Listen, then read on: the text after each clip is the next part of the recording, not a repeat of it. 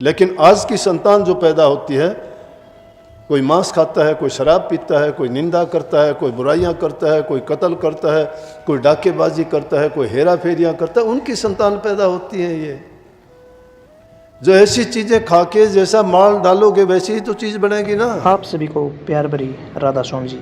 देखिए, जो आज का सत्संग का विषय है उसमें महाराज जी ने बताया कि जो इंसान गुरु के अधीन होता है उस व्यक्ति का जीवन संवर जाता है। महाराज जी ने बताया कि गुरु से बढ़कर कुछ नहीं होता। अगर आप गुरु को परमात्मा के समान मानते हो तो आपका कल्याण हो सकता है। गुरु का हर वचन हमारे जीवन को संवार कर रख देता है, हमारे जीवन में जितनी बाधाएं आती है उनको दूर कर देता है और हमें एक अच्छा जीवन जीने के लिए संकल्प देता है। और साथ ही महाराज जी ने बहुत प्यारी प्यारी बातें सत्संग में बताई है। महाराज जी ने बताया कि जो मनुष्य गुरु के प्रति वफादार है उस व्यक्ति का जीवन ही नहीं बल्कि उसका घर परिवार भी संवर जाता है। तो चलिए आपका कीमती समय लेते सत्संग को शुरू करते हैं। कृपया महाराज जी के इन प्रवचनों को सुनकर और अपने जीवन में उतार कर अपने जीवन को भाग्यशाली अवश्य बनाइए। राधा स्वामी। ये गुरु महाराज का प्रताप आशीर्वाद काम करता है कि जो भी हमने संकल्प उठाए, जो भी हमने सोचे, सभी कार्य बड़े शांतिपूर्ण ढंग से संपन्न हुए, समय पर हुए और किसी प्रकार की उनमें बाधा भी नहीं आई। खुशी की बात है कि शुरू में तो एक आदमी ही चलता है, लेकिन धीरे धीरे उसमें जुड़ते चले जाते हैं तो कारवां बन जाता है। संगत बहुत कम होती थी और अब तो सेवादार भी इतने होते हैं कि पहले बड़े सत्संग में कभी संगत भी नहीं होती थी। आपको बहुत अच्छा अवसर मिलता है सेवा करने का। संगत की सेवा, गुरु की सेवा, ये सच्ची भक्ति का स्वरूप है। जो इंसान सेवा नहीं करता है समझो उसकी भक्ति भी कच्ची है। सेवा भी वही करता है जो भक्ति करता है, और भक्ति करने वाले को सेवा करने से जो लाभ मिलता है वो शायद उसको नाम जपन में, कीर्त करने में भी नहीं मिलता। क्योंकि सेवा करते वक्त उसके सामने, उसके हृदय में, उसके ख्याल और विचार में गुरु, सत्संग, नाम और सिर्फ सत्संग को पूरा अपनी सेवा में ध्यान होता है। इसीलिए ध्यान करने के लिए कहते हैं, ध्यान तो हर काम में करते हैं। आप कोई भी काम करते हो बिना ध्यान किए तो काम होता ही नहीं। थोड़ा सा भी ध्यान अगर इधर उधर होता है तो वो या तो उस काम को अच्छी तरह कर नहीं सकते हम, अगर करते हैं तो कोई ना कोई उसमें अड़चन भी पैदा हो जाती, क्योंकि ध्यान नहीं था उसमें। लेकिन जब ध्यान से कोई काम करते हैं तो काम भी अच्छी तरह से पूर्ण हो जाता है और हमें किसी प्रकार का नुकसान भी नहीं उठाना पड़ता। तो ये आप बड़भागी हो कि आपको ये संगत की सेवा करने का अवसर मिला। गुरु दरबार का सेवादार होना बहुत बड़ी बात है। गुरु दरबार की सेवा तो अगर किसी सेवक के माध्यम से भी किसी को मिल जाए तो भी उसे अपना भाग सराहना चाहिए कि उसको सेवा का अवसर मिला। और अगर सीधी किसी को सेवा मिल जाती है तो उसका तो क्या करना है। उसकी तो जीवन की जो बाजी है वो पोपर आके अटकती नहीं, वो पार जाता है, वो मुक्त हो जाता है सदा के लिए। वो हमेशा के लिए मालिक के चरणों में बासा पाता है। उसके सभी कर्म, पाप कर्म धुल जाते हैं सिर्फ सेवा के करने से। लेकिन ये ना सोचना कि सेवा करने वाला भजन नहीं करता। भजन ही सेवा करने वाला करता है। जो इंसान सेवा नहीं करता सोच लेना ये भजन नहीं करता है। और सेवा करने वाले का सारा समय ही भजन में गुजरता है। संत मत को इसीलिए कहा है कि समझना जरूरी है। समझ के साथ इसमें अगर काम किया जाता है तो सफलता मिलती है। बिना समझे तो आदमी आधा अधूरा रह जाता है, उसको पता नहीं चलता मैं क्या करता हूँ। प्रेम एक अलग चीज है। प्रेम से उसे आनंद प्राप्त होगा, शांति मिलेगी, उसके विचार शिथिल हो जाएंगे। लेकिन जो अध्यात्म का पूर्ण लाभ होता है वो तो ध्यान करने से ही मिलेगा। इसलिए हमें जो सेवा करने का मौका मिलता है ये बहुत बड़ी बात है। आज का दिन बहुत महान दिन है। याद दिलाऊं आपको, अपने महाराजों के गुरु भाई होते थे बाबा फकीर चंद होशियारपुर में। आज के दिन उनका जन्म हुआ था 1886 में। 96 वर्ष की उम्र में चोला छोड़ा था उन्होंने। और वो ऐसे प्रैक्टिकल संत थे कि जो भी बात संतों की थी, ये शास्त्रों के लेख थे या जो भी संतों से उन्होंने सुनी, गुरु से सुनी, राधा स्वामी मत के स्वामी जी महाराज से लेके हजूर महाराज और महर्षि जी की जो भी वाणी उन्होंने सुनी, उनको सार्थक करके दिखलाया। अपने जीवन में उनको अपनाया उन्होंने, और अपना के पूर्ण रूप से उन्होंने ये घोषणा की कि जो इंसान जैसा ख्याल करता है वो ख्याल उसका पुख्ता अगर हो तो वो काम भी उसका पूरा होता है। अपने जीवन की घटनाओं को भी उन्होंने छिपाया नहीं, प्रकट करके इसलिए बताया और कहा कि सत्संगियों, मैं अपना ही जीवन आपके सामने इसलिए रख रहा हूँ कि ताकि आपको ये पता लगे कि इंसान जो करता है वैसा उसको फल मिलता है। कितनी अनेकों घटनाएं उसके जीवन की थी, सौभाग्य था। वैसे तो गुरु महाराज की कृपा से मेरी तो शुरुआत वहीं से हुई थी। पहली बार तो कहीं एक बार बिहार में गए थे मुजफ्फरपुर, लेकिन दूसरी बार में मेरे से यही पूछा था कि होशियारपुर चलेगा, तो मुझे पता नहीं था। मैं तो समझता था कि फ्री में जाना, रेल में 2-4 दिन घूम फिर के आएंगे, अच्छे वहाँ खाने पीने को मिलेगा, क्या लगता है। खुश हो गया मैं बहुत। लेकिन जब वहाँ गया और वहाँ जाने के बाद मैंने जो बातें सुनी, उन बातों ने मेरे जीवन का रुख मोड़ दिया। वहाँ भी अनेक घटनाएं ऐसी हुई, मेरे साथ भी हुई।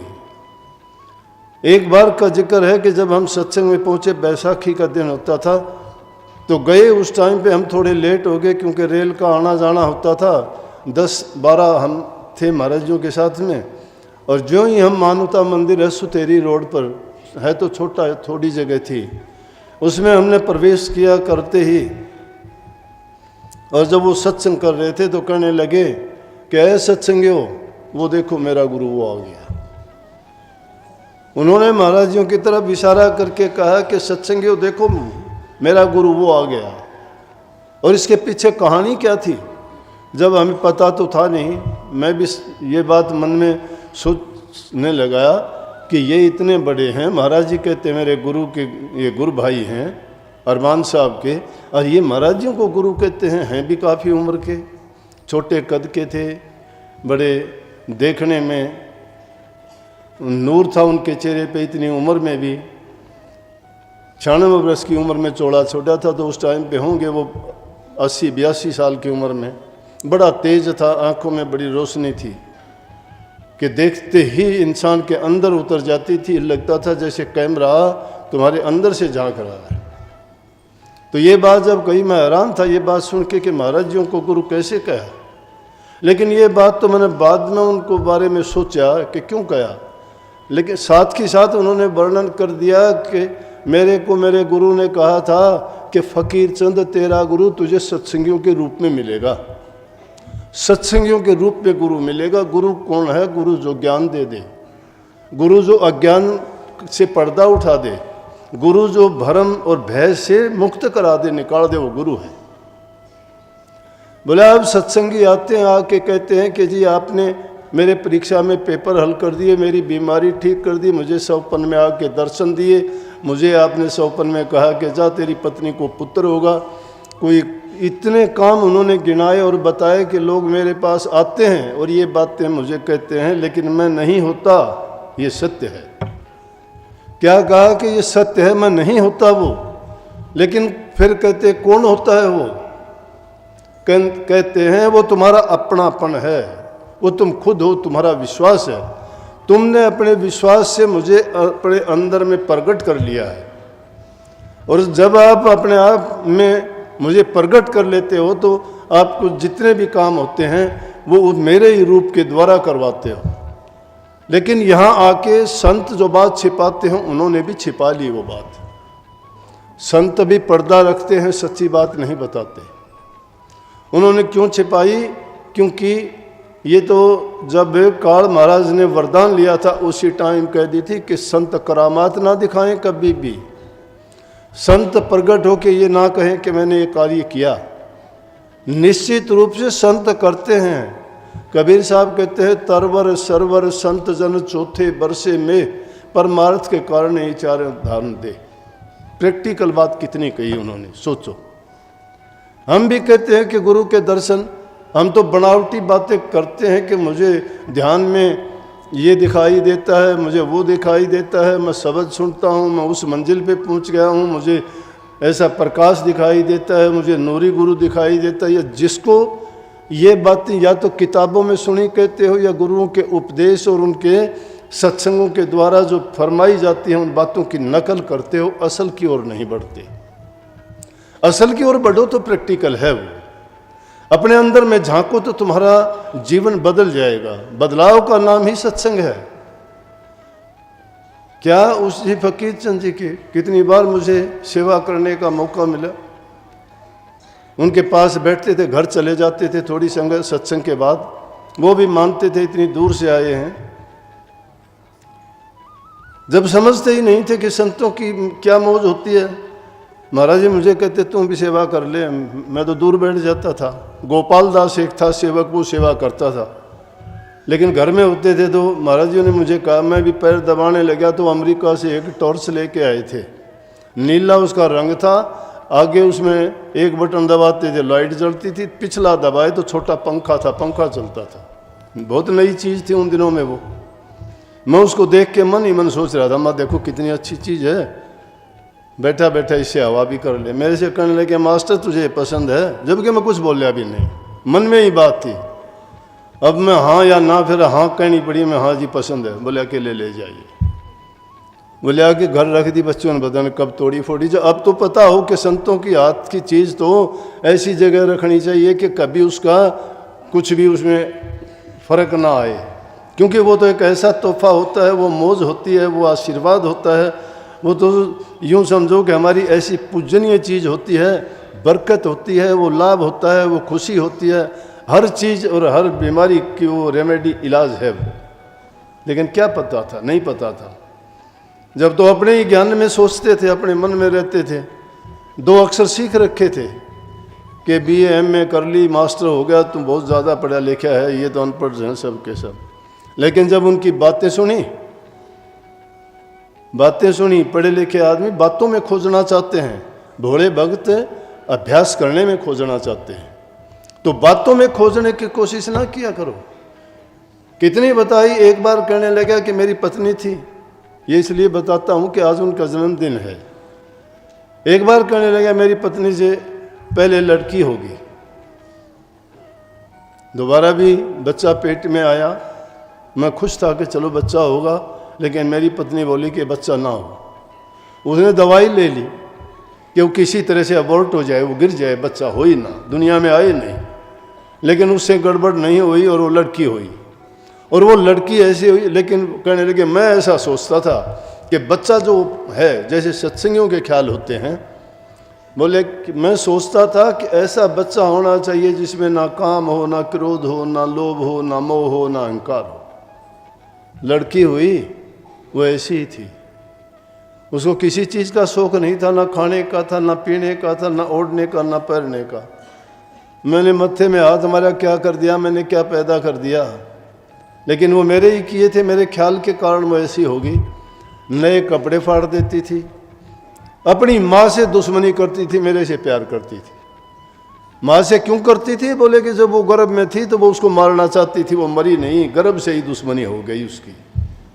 बोले तो ऐसे सत्संगी हो, जब तुम्हारे गर्भ के अंदर बच्चा होता है तुम्हारे क्या ख्यालात होते हैं, तुम्हारे उस वक्त के जो ख्यालात होते हैं, तुम्हारी संतान वही ख्याल लेके पैदा होती है। आज की जो हालात हम देखते हैं, ये कहते हैं कि अनकॉल्ड संतान है, ये बिना बुलाई संतान आती है, हमें पता ही नहीं कब बच्चा होगा और उसके बारे में सोचते ही नहीं हैं।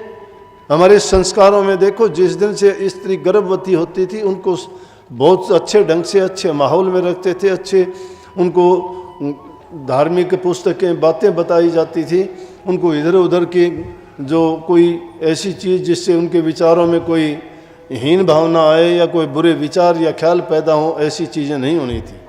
राजे महाराजाओं के दरबार में रानियों को अच्छे से अच्छे खान पान, अच्छे व्यंजन दिए जाते थे, अच्छे अच्छे उनको बातें बताई जाती थी और जो बच्चे पैदा होते थे वो वैसे ही विचार लेके पैदा होते थे। लेकिन आज की संतान जो पैदा होती है, कोई मांस खाता है, कोई शराब पीता है, कोई निंदा करता है, कोई बुराइयां करता है, कोई कत्ल करता है, कोई डाकेबाजी करता है, कोई हेरा फेरियां करता है, उनकी संतान पैदा होती है। ये जो ऐसी चीज़ें खा के जैसा माल डालोगे वैसी ही तो चीज़ बनेगी ना। अब बच्चों को क्यों दोष देते हो, कैसे पैदा किए? और बच्चे की ये हिम्मत थोड़ी होती है कि माँ बाप के सामने वो बुरा बोल दे, या बेटा बाप को मारने के लिए तैयार हो जाए, या भाई भाई का गला काट दे। आज तो ऐसा है, भाई भाई का गला काट देना चाहता है, बाप बेटे के में लड़ाई है, लड़की पिता और माँ की लड़ाई है। किस लिए? 4 पैसे के लिए, लालच के लिए, स्वार्थ के लिए, अपने हित के लिए। दूसरा कोई भाड़ में जाए लेकिन उसके लिए सभी चीज़ सुलभ हों, वो ठाठ से रहे। सत्संग को पूरा सुनने के लिए बहुत बहुत धन्यवाद। हम आशा करते हैं अपने सत्संग को बड़ा ही ध्यान से सुना होगा। तो जैसे प्यारे सत्संग जी, आपने सत्संग में सुना, महाराज जी ने बताया कि गुरु के प्रति वफादार इंसान, गुरु के प्रति जो इंसान वफादार होता है वह व्यक्ति अपने जीवन में सफलता को पा सकता है।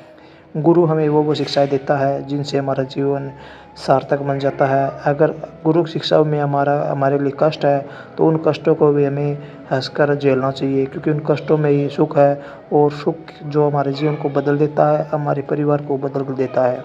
तो कृपया गुरु महाराज जी की इन बातों को आप अपने जीवन में अवश्य उतारिए और साथ ही हमेशा नाम का सुमिरन करते रहिए, नाम का भजन करते रहिए, नाम जप करते रहिए, ताकि आपके जीवन में जो जो बाधाएं आती है आप उनको दूर कर सके और एक अच्छा जीवन प्राप्त कर सके। तो कृपया इन बातों को आप अपने जीवन में अवश्य उतारिए और अपने जीवन को सार्थक, सफल और सुखमय अवश्य बनाइए। और साथ ही अगर आपको सत्संग अच्छा लगा तो कमेंट बॉक्स में राधा स्वामी लिखकर पुण्य भागीदार अवश्य बनिए। मिलते जल्द एक नए और बहुत ही प्यारे प्रवचनों के साथ। तब तक के लिए आप हमें दीजिए राधा स्वामी।